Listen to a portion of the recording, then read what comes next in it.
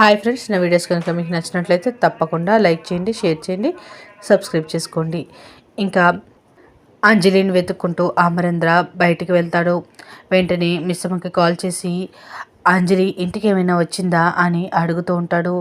ఇక మిస్సమ్మ లేదండి, అంజలి నాన్నని వెతుక్కుంటూ నాన్న దగ్గరికి వెళ్ళిందంట అంటే ఇక అమర్ షాక్ అవుతూ ఏంటి అంజలి మీ నాన్న దగ్గరికి వెళ్ళిందా అని అనడంతో అవునండి అని చెప్తే ఇక అంజలి వెళ్ళిన విషయాన్ని కన్ఫర్మ్ చేసుకుంటాడు అమరేంద్ర.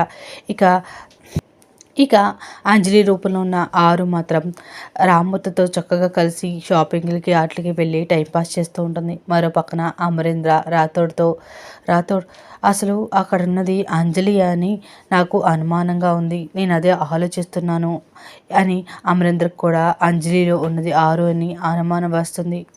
ఇక మరో పక్కన రామ్మూర్తితో షాపింగ్కి వెళ్ళిన ఆరు మాత్రం శారీస్ చూస్తూ ఉంటుంది. ఇక మరో పక్కన అమరేంద్ర రాథోడ్తో ఆరుకి మనుషుల్లో ప్రవేశించే శక్తి ఏమైనా వచ్చిందేమోనని అనుమానంగా ఉంది రాథోడ్ అని చెప్పడంతో రాథోడ్ షాక్ అవుతాడు.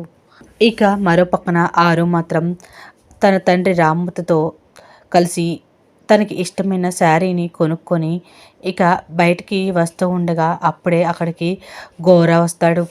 గోరా ముసుగు వేసుకొని ఆరు వైపే చూస్తూ ఆత్మ అని చెప్పి వాసన చూస్తూ ఉంటే అప్పుడే ఆరు గోరా వైపు చూస్తుంది.